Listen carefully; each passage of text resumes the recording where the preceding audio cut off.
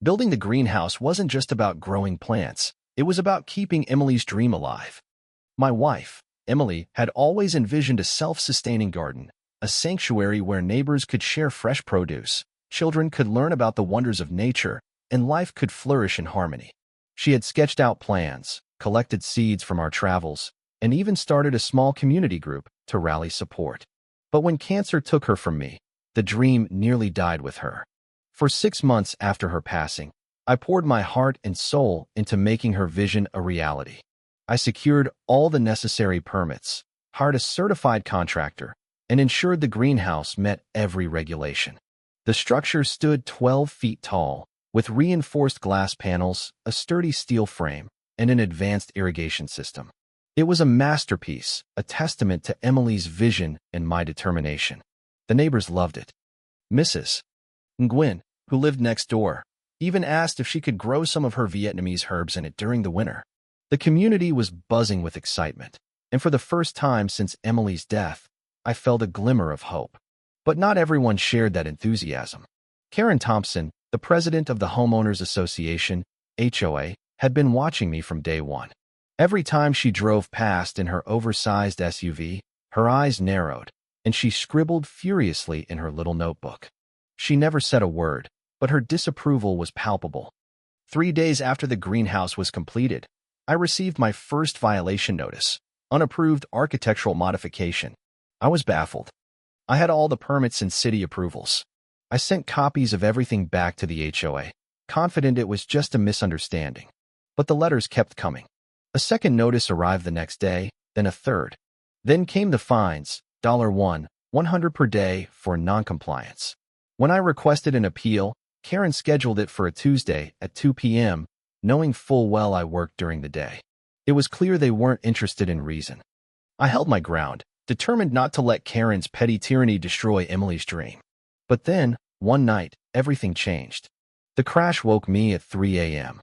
I stumbled outside in my pajamas, my heart pounding, just in time to see a contractor's truck pulling away. Where my greenhouse had stood just hours before was now a pile of shattered glass and twisted metal. The irrigation system was torn apart, and bags of soil were dumped across the lawn. The seed collection Emily and I had gathered from our travels, rare tomatoes from Italy, fiery chili peppers from Mexico, heirloom strawberries from France, was scattered like dust in the wind. And there stood Karen, arms crossed, a smug smile on her face. "You should have followed the rules," she said, waving a document in front of me. It was an emergency removal order, citing safety concerns. Behind her, I could see other HOA board members peering through their windows, watching like vultures. I didn't yell. I didn't cry. I just started taking pictures, my hands shaking with rage. As I sifted through the wreckage, something caught my eye, a small notebook, half buried in the dirt. Karen's notebook. Flipping through the pages, I found detailed notes. My name, my property, dates and times of HOA meetings I hadn't even known about. And then I saw it. A demolition order with her signature, dated 3 weeks before the so-called emergency vote to remove my greenhouse. They had planned this from the start.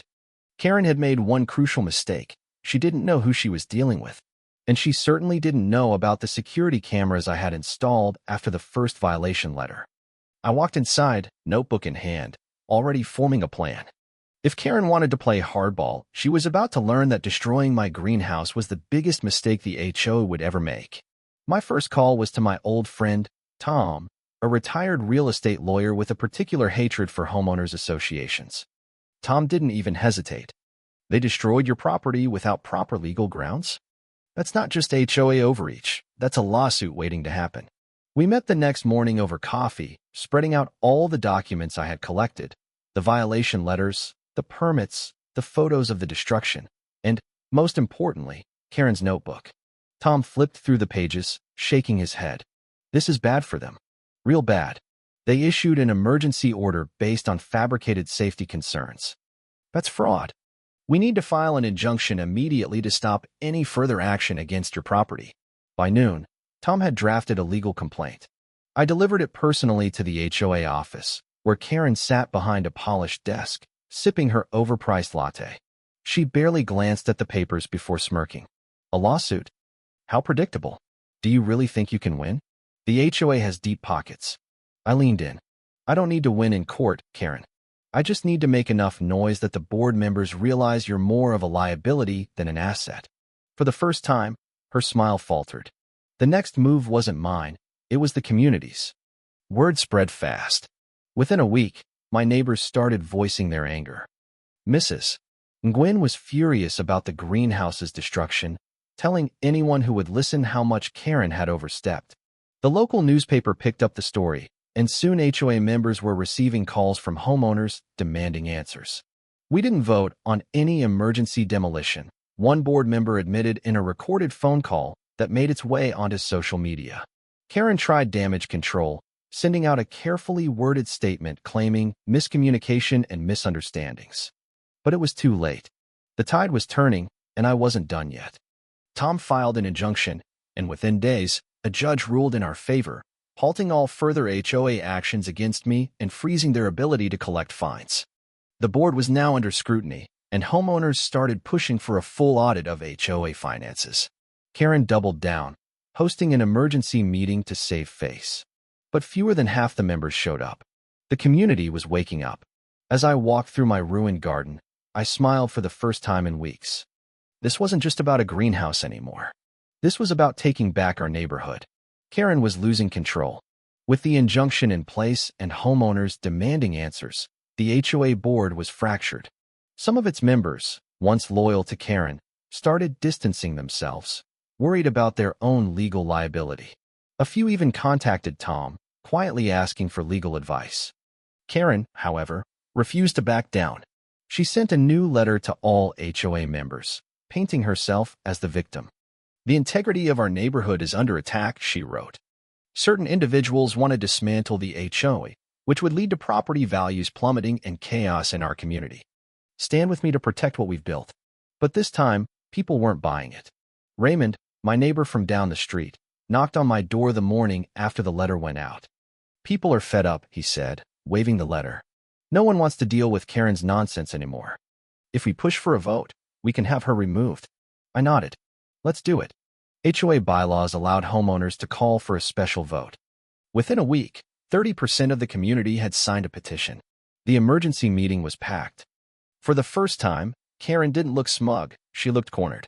This is ridiculous, she scoffed. You need someone strong to keep this neighborhood in order. Without my leadership, this place will fall apart. Tom stood up. No, Karen. What this neighborhood needs is someone who doesn't abuse their power. Let's vote. The ballots were counted in front of everyone. When the final numbers came in, it wasn't even close. Karen had been voted out by a landslide. As she stormed out of the meeting, she turned to me, her eyes filled with venom. You'll regret this. I smiled. I doubt it. With Karen gone, the community began to heal.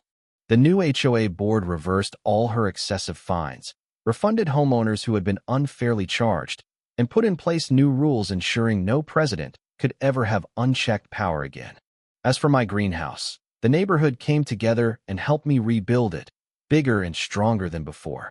One Saturday morning, as I stood in the garden watering the newly planted vegetables, Mrs. Nguyen walked up, holding a small bag of seeds. For Emily's dream, she said, placing them in my hand. I swallowed the lump in my throat and nodded. For Emily. As the sun rose over my restored garden, I knew one thing for sure. We had one. The greenhouse became more than just a place to grow plants. It became a symbol of resilience, community, and the power of standing up for what's right.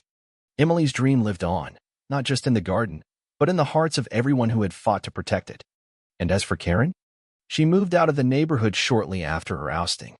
Rumor has it she's living in a condo with no HOA. Some say she's happier there. But I like to think she learned a valuable lesson, that no amount of power is worth losing the trust of your community. The greenhouse still stands today, a living testament to Emily's vision and the strength of a neighborhood that refused to be bullied. And every time I walk through its doors, I feel her presence, reminding me that even in the darkest times, hope can take root and flourish. The fall of Karen Thompson was a victory, but it was only the beginning. The neighborhood had come together to rebuild the greenhouse, but the scars of the battle were still fresh. The HOA, now under new leadership, was working to regain the trust of the community. But trust, once broken, is not easily repaired. I spent the first few weeks after Karen's ousting tending to the new greenhouse. The structure was stronger than before, with reinforced walls and a more efficient irrigation system. The community had rallied around me, donating seeds, soil, and even their time to help replant the garden. It was a beautiful sight, but I couldn't shake the feeling that the fight wasn't over. Karen may have been gone, but the system that allowed her to abuse her power still existed. The HOA bylaws needed to be rewritten, and the community needed to be more involved in the decision-making process. I knew that if we didn't take action, another Karen could rise to power. It didn't take long for a new threat to emerge. A few weeks after Karen's departure, a letter arrived in my mailbox. It was from a law firm representing Karen, demanding that I cease all defamatory statements about her and threatening legal action if I didn't comply. I showed the letter to Tom, who laughed it off. "She's bluffing," he said. "Karen's trying to intimidate you, but she doesn't have a leg to stand on. Still, we should be prepared. If she wants to play dirty, we'll play smarter." Tom advised me to document everything, every interaction, every letter, every email. He also suggested that I reach out to the local media again. "The more public this becomes, the harder it will be for Karen to make a move," he said. I followed his advice, and within days, the story of Karen's legal threats was making headlines. The community was outraged. People who had once been silent were now speaking out, sharing their own stories of Karen's abuses of power. The pressure was mounting, and Karen's legal threats quickly fizzled out. But the battle wasn't over. Karen may have been silenced, but her allies within the HOA were still lurking in the shadows. The new HOA board, led by Raymond, was working hard to rebuild trust with the community. They had reversed Karen's excessive fines, refunded homeowners, and implemented new rules to prevent future abuses of power. But not everyone was happy with the changes. A faction of the old guard, loyal to Karen, was resisting the reforms. They argued that the new rules were too restrictive and that the HOA needed a strong leader to maintain order. They were subtle in their opposition, but their influence was growing. I knew that if we didn't act quickly, the old guard could regain control. I called a meeting with Raymond and a few other trusted neighbors to discuss our next steps. "We need to get more people involved," I said. "The HOA elections are coming up, and if we don't get the right people in place, all of our hard work could be undone." Raymond agreed. "We need to run a slate of candidates who are committed to transparency and accountability. But we also need to make sure that the community is engaged. If people don't show up to vote, it won't matter who's running." We spent the next few weeks canvassing the neighborhood, talking to people about the importance of the upcoming election. We held town hall meetings, distributed flyers, and even set up a website to keep everyone informed. The response was overwhelming. People were eager to get involved and make their voices heard. The day of the HOA election was tense. The old guard had put up their own slate of candidates, and the campaign had been bitter. But we were confident that the community would see through their lies and vote for change. The turnout was higher than anyone had expected. People lined up outside the community center, eager to cast their ballots. As the votes were counted, the tension in the room was palpable. When the final results were announced, the room erupted in cheers. Our slate of candidates had won by a landslide. The old guard was defeated, and the community had spoken. Raymond was elected as the new HOA president, and he immediately set to work implementing the reforms we had fought so hard for. The bylaws were rewritten to ensure greater transparency and accountability, and the community was given a greater voice in the decision-making process. It was a new beginning, but I knew that the work was far from over. The fight for a better neighborhood would never truly be finished. The greenhouse continued to thrive, becoming a symbol of the community's resilience and determination. It was more than just a place to grow plants. It was a place where people came together, shared stories, and built connections. Emily's dream had become a reality, and her legacy lived on in every seed that was planted, every vegetable that was harvested, and every child who learned about the wonders of nature. As for me, I found a new sense of purpose. The fight had changed me, and I knew that I couldn't go back to the way things were before. I became more involved in the community, working to ensure that the mistakes of the past would never be repeated. Karen's fall had been a turning point, but it was the community's rise that truly made the difference. Together, we had shown that even in the face of adversity, hope could take root and flourish. And as I stood in the greenhouse, surrounded by the fruits of our labor, I knew that Emily would be proud. Years have passed since the fall of Karen Thompson, and the neighborhood has continued to thrive. The greenhouse is still standing, a testament to the power of community and the enduring legacy of Emily's dream. The HOA, now a model of transparency and accountability, has become a source of pride for the community. People are more engaged, more involved, and more committed to making their neighborhood a better place. As for Karen, she faded into obscurity. Rumor has it that she moved to a different state, far away from the community she once tried to control. Some say she's living a quiet life, but I like to think that she's learned a valuable lesson. That true power comes not from control, but from the trust and respect of the people you serve. The Greenhouse Rebellion was more than just a fight for a garden. It was a fight for the soul of our neighborhood. And in the end, we emerged stronger, more united, and more determined than ever to protect what we had built. Emily's dream lives on, not just in the greenhouse, but in the hearts of everyone who fought to make it a reality. And as long as we continue to nurture that dream, it will never die. The seeds of change have been planted, and the harvest is just beginning. Thank you for taking the time to listen to today's story on Store of Good Stories. If this story touched your heart or made you think, don't forget to hit like and share the video to spread this positive message to more people. And if this is your first time here, make sure to subscribe and turn on the notification bell so you won't miss any of the meaningful stories we share every week. Your support is the biggest motivation for Store of Good Stories to keep bringing heartfelt and valuable stories to you. See you in the next video.